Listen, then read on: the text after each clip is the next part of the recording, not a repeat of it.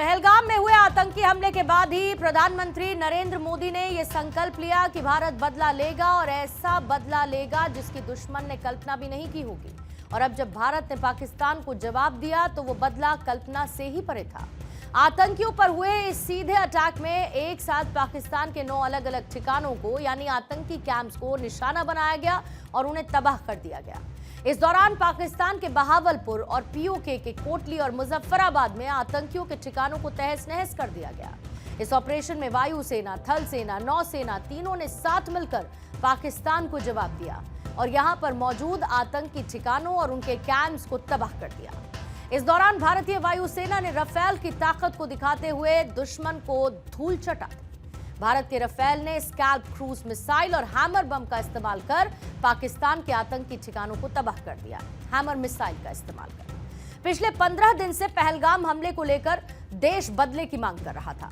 हमले के बाद से प्रधानमंत्री मोदी ये तय कर चुके थे कि पाकिस्तान को जवाब देना है और एक ही रात में महज कुछ मिनटों के अंदर पाकिस्तान को उसका जवाब दे दिया गया है।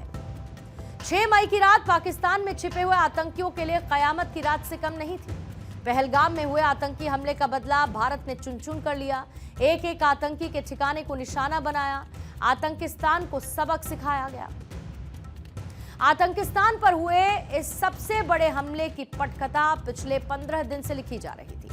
22 अप्रैल को जब पहलगाम में हमला हुआ तभी प्रधानमंत्री मोदी ने यह कमिटमेंट कर लिया था और अपने कमिटमेंट पर खरे उतरते हुए पाकिस्तान को उसी तरीके का जवाब दिया गया। करीब 100 आतंकियों को एक बार में गिरा दिया गया।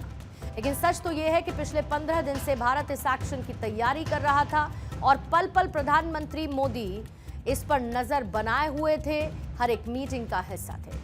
पहलगाम हमले के बाद से प्रधानमंत्री मोदी एक के बाद एक बैठकें कर रहे थे। इन 15 दिन के अंदर प्रधानमंत्री मोदी की बैठकों का सिलसिला लगातार जारी था।